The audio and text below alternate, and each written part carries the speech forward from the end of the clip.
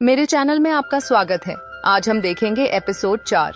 उम्मीद है कि आपको यह एपिसोड पसंद आएगा। अगर आपको वीडियो पसंद आए तो इसे लाइक और शेयर करें और चैनल को सब्सक्राइब जरूर करें। एपिसोड की शुरुआत में हम देखते हैं कि जियांग लेनॉय को सूप दिया ताकि लेनॉय को ठंड न लगे।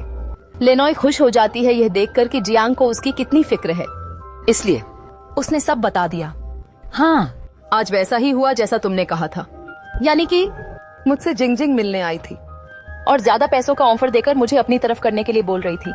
तो यह सुनकर जियांग पूछता है, तो फिर तुमने क्या कहा, यानी क्या तुमने उसका ऑफर स्वीकार कर लिया?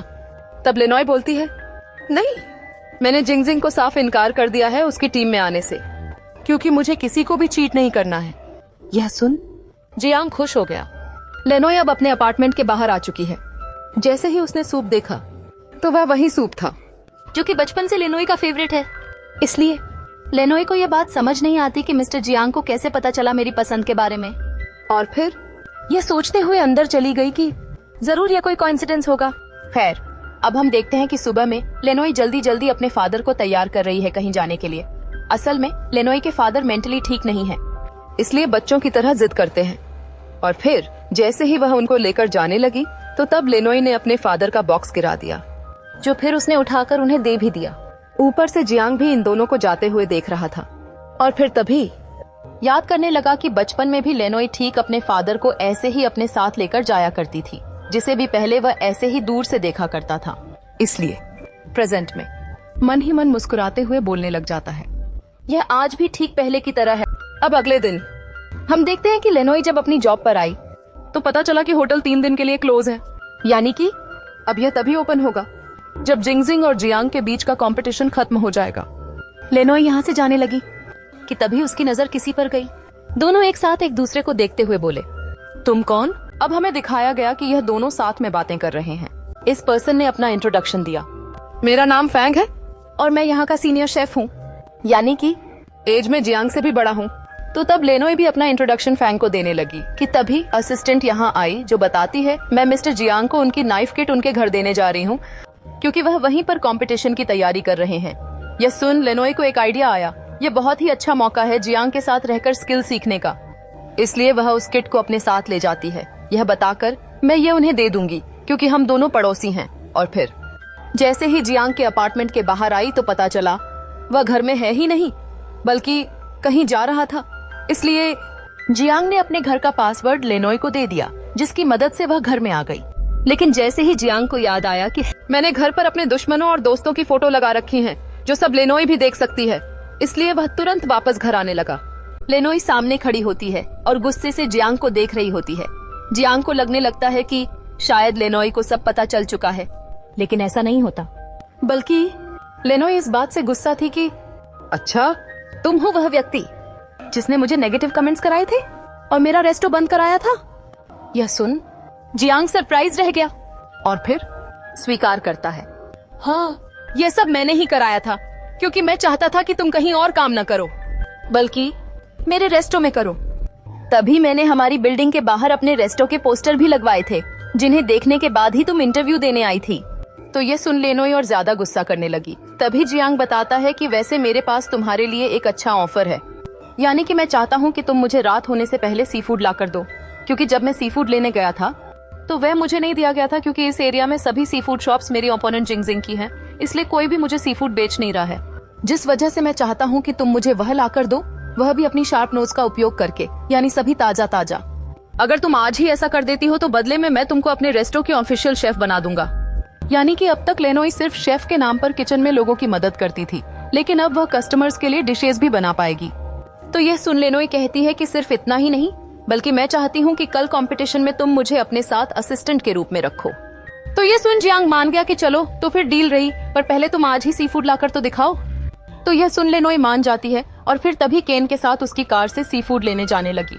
जिसके बाद फिर जैसे ये दोनों मार्केट आए तो लेनॉय ने यहाँ अपनी स्मेल पावर का उपयोग करके सभी ताजा सी फूड को कलेक्ट कर लिया, जो करते हुए उसे यहाँ पर काफी ज्यादा देर भी हो गई। साथ ही तेज बारिश भी शुरू हो जाती है। और वहीं जियांग जो कि अपने घर पर कुकिंग कर रहा होता है, न्यूज सुनते हुए शॉक रह गया कि बाहर का मौसम बिगड़ चुका है। इसलिए यह सुन उसकी उंगली कट गई, क्योंकि उसने ऐसे खराब मौसम में लेनॉय को बाहर भेज रखा है। तभी जियांग को सोंग की कॉल आई, जो पूछता है कि मास्टर, क्या मैं आपको कल कंपटीशन के लिए और प्रैक्टिस के लिए सी फूड ला कर दूं? लेकिन जियांग मना कर देता है और फिर तभी उसने कॉल भी काट दी। तो यह सुन सोंग उदास हुआ, क्योंकि वह पहले ही जियांग के लिए सी फूड लेकर आ चुका था। अब हम देखते हैं कि लेनोई फाइनली सी फूड लेकर आ चुकी है, पर वह काफी ज्यादा भीग चुकी थी। इसलिए जियांग हैरान रह जाता है और लेनोई से अंदर आने को कहने लगा। और फिर जैसे ही सी फूड चेक करता है तो वह सभी एकदम परफेक्ट और ताजा थे। लेनोई शॉक रह गई जियांग की उंगली पर चोट देखकर, इसलिए तभी उसने उसकी उंगली पर बैंडेज लगाई। तो तब जियांग मन ही मन खुश हुआ ये देखकर कि लेनोई को उसकी फिक्र है। तो फाइनली ये दोनों कुकिंग प्रैक्टिस शुरू करते हैं, जहां लेनोई हर एक चीज को स्मेल करके जियांग को उपयोग करने के लिए दे रही होती है, ताकि डिश एकदम परफेक्ट बन सके। असल में उन्हें ठीक जिंगजिंग की तरह परफेक्ट सी फूड बनाना है, जिसका टेस्ट अभी तक लेनोई को याद है, क्योंकि जियांग उसे वह जिंगजिंग के रेस्टोरेंट में खिलाकर लाया था। इसलिए जब डिश रेडी करने के बाद जियांग ने लेनोई से उसे टेस्ट करने को कहा, तो तब वह बताती है कि टेस्ट मैच नहीं कर रहा है। तो ये सुन जियांग ने उसे फेंक कर फिर से डिश को बनाना शुरू किया, जहाँ इस बीच हमें कुछ स्वीट मोमेंट्स भी दिखाए गए। कैसे कैसे ये दोनों एक दूसरे से डिस्कशन कर रहे हैं, और जब लेनोई से कोई सामान उठ नहीं रहा था तो तब जियांग ने उसे वह उतार कर दिया और फिर मन ही मन मुस्कुराने लगा। इसका मतलब यह कि अब कहीं न कहीं जियांग लेनोई को थोड़ा बहुत लाइक करने लगा है। तो अब दोबारा से जियांग ने डिश रेडी की, लेकिन अब भी यह डिश मिस जिंगजिंग की सी फूड डिश जैसी नहीं थी, इसलिए जियांग ने उसे भी फेंक दिया और दोबारा से डिश बनाने लगा। तीसरी बार डिश रेडी की जाती है, जिसे फाइनली लेनोई ने पास कर दिया। अब ये ठीक मिस जिंगजिंग की डिश जैसा टेस्ट दे रही है। तो तब जाकर जियांग को चैन की सांस आई, मगर फिर तभी बोला, सामान होने से बात नहीं बनेगी, अब हमें इसे यूनिक करना है। इसलिए दोनों सोचने लग जाते हैं कि हम ऐसा क्या करें जिससे इस डिश को और ज्यादा टेस्टी बना सकें। तभी लेनोई को आइडिया आया, क्यों ना हम फ्रूट्स ऐड कर दें। और वहीं दूसरी तरफ लेनोई के पिता परेशान होने लगते हैं कि लेनोई अब तक घर क्यों नहीं आई है। तब केन कहता है कि असल में आज वह अपनी दोस्त के घर रुकने वाली है। यह सुनकर वह चुप हो गए, लेकिन फिर बाद में फलों के ऊपर केन से लड़ने लगते हैं। जियांग ने जैसे लेनोई के आइडिया के अनुसार डिश को बनाया और उसे लेनोई को टेस्ट कराया, तो फाइनली वह लेनोई को परफेक्ट लगी। इसलिए अब जाकर जियांग को चैन की सांस आई। मगर अब क्योंकि जियांग पूरे दिन प्रैक्टिस करते करते थक चुका था, वह तभी चक्कर खाकर नीचे गिर गया। लेनोई शॉक रह जाती है यह सीन देखकर, इसलिए हैरान होने लगी कि कहीं मिस्टर जियांग मर तो नहीं गए हैं, लेकिन वह जिंदा था। इसलिए तब जाकर लेनोई को सांस आई। अब हमें अगला दिन दिखाया गया, जहाँ जब जियांग सोकर उठा तो लेनोई को अपने सामने देखकर हैरान रह जाता है। क्या सच में लेनोई ने पूरी रात मेरी देखभाल की है, इसीलिए वह घर भी नहीं जा पाई? तो तब इस वजह से वह लेनोई को दिल से धन्यवाद देने लगा और फिर वापस से डिश की प्रैक्टिस करने चला गया। तब लेनोई कहती है, अब समझ आया कि यह इतना बड़ा शेफ क्यों है, क्योंकि ये तब तक प्रैक्टिस करता है जब तक 100% श्योर न हो जाए। आखिरकार हमें प्रतियोगिता स्थल दिखाया जाता है, जहाँ सभी लोग आ रहे थे। तब जिंगजिंग लेनोई के पास आई और कहती हैं, मेरा ऑफर अभी भी तुम्हारे लिए उपलब्ध है। असल में जिंगजिंग को पूरा विश्वास है कि वही जीतने वाली है और जियांग हारने वाला है। वह अब भी लेनोई से अपनी साइड आने के लिए कह रही थी। तब जियांग लेनोई के पास आया और बोला, नो थैंक्स, लेनोई मेरे साथ ही खुश है। जिंगजिंग इन दोनों को गुड लक बोलकर वहाँ से चली जाती है। थोड़ी देर बाद आखिरकार प्रतियोगिता शुरू की जाती है, जहाँ ये चारों अपना बेस्ट देते हैं, यानी अपनी अपनी सर्वश्रेष्ठ स्किल्स का उपयोग करके डिश बनाने लगते हैं। असल में जिंगजिंग शुरू से ही सी फूड बनाने में बेहतरीन रही है, इसलिए उसे पूरा यकीन है कि यह प्रतियोगिता वही जीतेगी। तो वहीं जियांग लेनोई से चीजों को स्मेल करवा रहा था, ताकि जरा भी फ्लेवर इधर से उधर न हो और साथ ही डिश सबसे अलग भी बने। प्रतियोगिता के दौरान सभी लोग हैरान हो जाते हैं कि आखिर जियांग किस तरह की डिश बना रहा है। काफी देर तक खाना पकाने के बाद दोनों की डिशेस तैयार हो जाती हैं। जब टेस्टिंग की बारी आती है तो जिंजिन की डिश तीनों जजों को पसंद आती है, इसलिए वह खुश होने लगती है और सोचती है, अब तो मेरी जीत पक्की है। लेकिन जब जियांग की डिश चखी जाती है तो वह भी जजों को बहुत ज्यादा पसंद आती है। जज पूछते हैं, आपने यह ग्रीन सॉस कैसे बनाया? यह सुनकर जियांग बताने लगता है कि सी ग्रेप्स की मदद से, और फिर उसे याद आता है कि इसका आइडिया तो लेनोई ने ही दिया था। अब बारी आती है वोटिंग की, जहां पहला वोट जिंजिन को मिलता है और दूसरा वोट जियांग को। अब देखने वाली बात ये थी कि तीसरा वोट किसे मिलता है, इसलिए सभी लोग सस्पेंस में शांत हो जाते हैं। लेकिन जैसे ही तीसरा वोट जियांग को मिलता है और उसे विजेता घोषित कर दिया जाता है, तब लेनोई जोर से चिल्लाती है और सीधा जियांग को मजबूती से गले लगा लेती है। यह देखकर जियांग भी मुस्कुराने लगता है, यानी कि यह दोनों का सबसे बेहतरीन पल बन जाता है, जहां दोनों बेहद खुश हैं। लेकिन वहीं दूसरी तरफ जिंजिन उदास हो जाती है और फिर नियम के अनुसार अपना चाकू जियांग को सौंप देती है।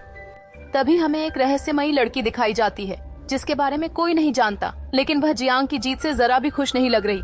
असल में ये लड़की जियांग के सभी कॉम्पिटिशन्स देखती है और जब भी जियांग जीतता है तो इसे गुस्सा आता है। अगले सीन में हम देखते हैं कि जब जिनजिन उदास खड़ी होती है तो उसे परेशान देखकर लेनोई को भी अच्छा नहीं लगता। तब जियांग समझाता है, हाँ प्रतियोगिता है जिसमें ऐसा ही होता है। कभी कभी हमें खुद को चुनौती देनी पड़ती है, नहीं तो हमें वही करना होगा जो नेशनल कंपनी हमसे कहेगी। तभी हम टॉप शेफ्स की लिस्ट में बने रह सकते हैं। यह सुनकर लेनोई चुप हो जाती है और फिर दोनों साथ में बात करते हुए वहाँ से चले जाते हैं। अगले दिन हम देखते हैं कि जियांग और लेनोई दोनों करीब आ चुके हैं, यानी साथ में काम कर रहे थे, क्योंकि यहाँ एक पार्टी की तैयारी हो रही थी जिसका जिम्मा जियांग के होटल को मिला था। तभी सॉन्ग इन दोनों को देखकर फैंग से पूछता है, क्या इन दोनों के बीच कुछ चल रहा है? तो फैंग कहता है, हाँ शायद मुझे भी ऐसा ही लग रहा है। यह सुनकर सॉन्ग को बिल्कुल अच्छा नहीं लगता। तभी पार्टी के मुख्य अतिथि वहाँ आते हैं जो कि जियांग के दादाजी हैं। उन्हें देखकर जियांग जरा भी खुश नहीं होता, इसलिए वहाँ से जाने लगता है।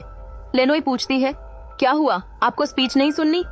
तब जियांग कहता है, नहीं, और तुम भी इनकी बकवास मत सुनो।